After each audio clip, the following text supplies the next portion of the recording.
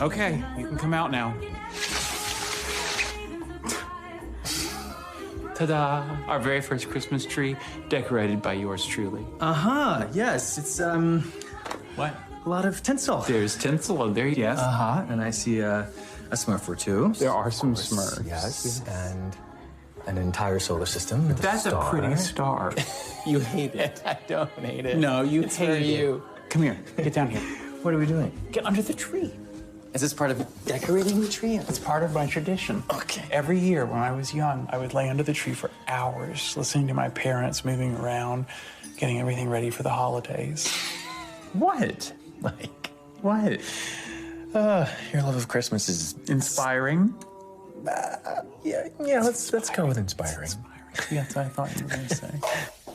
That was a scene from Spoiler Alert, a new movie produced by and starring Jim Parsons, based on a memoir of the same name. Spoiler Alert tells the love story of journalist Michael Osiello and his husband Kit, who tragically passed away from cancer in 2015.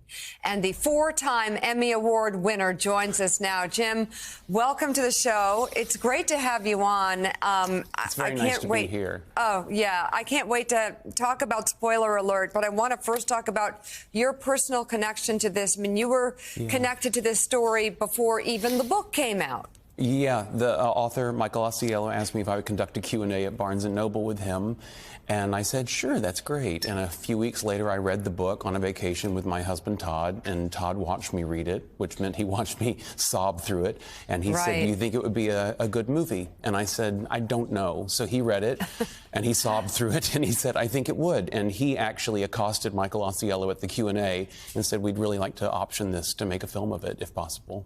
Right then and there. That's amazing. Yes, it was a little awkward, but it worked. So thank you. And so the question, you didn't know the answer.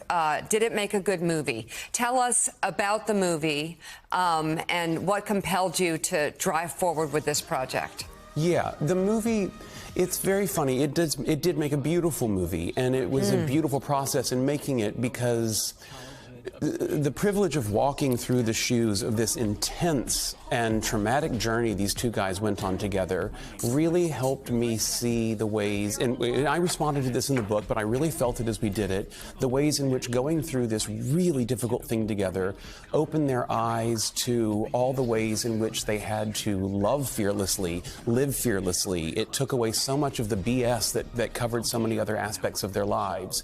And they learned to love in a better and fuller way, live in a better and fuller way than they would have ever known without going through this.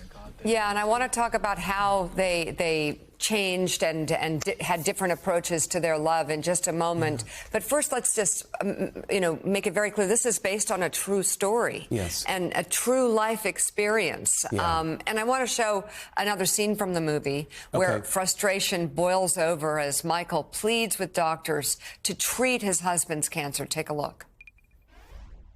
We promised a bed. All the beds are occupied today. I don't care where you have to go and find one. I don't care if you have to drive to IKEA and buy one. I don't care if you have to go to Jennifer Convertibles. Give my husband a bed!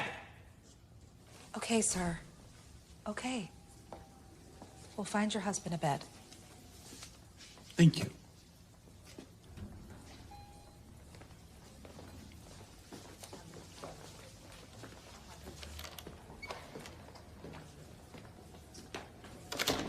Well, that was Oscar-worthy. You worked for Shirley MacLaine. Really, I wonder what are some of the messages you hope viewers will take away from this movie?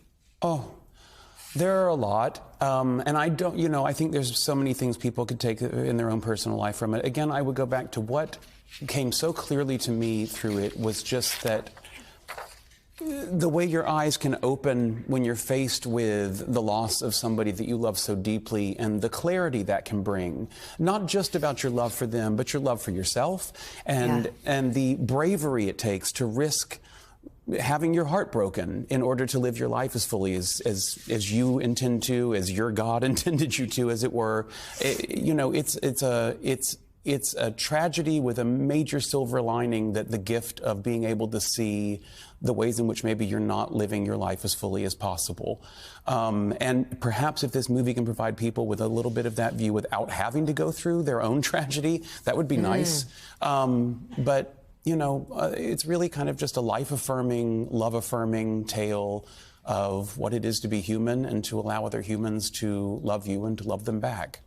So the movie walks us through the ups and downs, highs and lows, love and loss of a gay couple, something that we still don't see enough of. Right. I mean, so tell us why that's important to you. Why do you think viewers will get from this? Yeah, well, for me, I have to say that, and I kind of didn't realize this till we were making it, that I was being allowed to play in scenes and act in scenes with another actor that were in some ways similar to the movies I had grown up loving and connecting to, and as a gay person.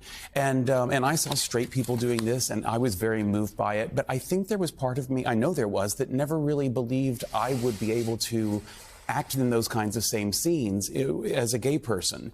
And the way that we're able to show such a full world view of this gay couple, it's not rose-colored. It shows their full ups and downs. And I don't even just mean the tragedy. I mean just a long-term relationship and the things that go on in there.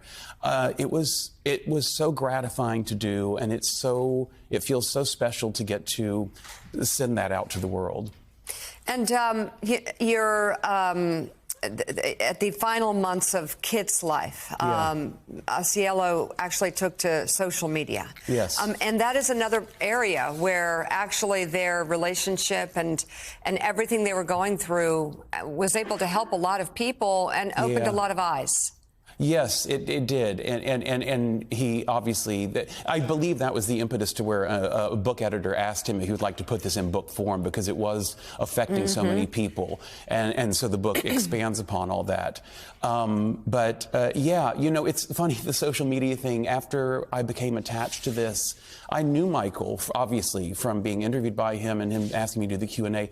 It was a little eerie and a little sad in a weird way, even though that's the way life goes, to look back at all these photos I'd taken with him that I had no idea this was going on in his life. And it really gave, you know, the tail to that thing of you never know what's going on with somebody else completely. You don't know what's going on behind the scenes that may be informing their day.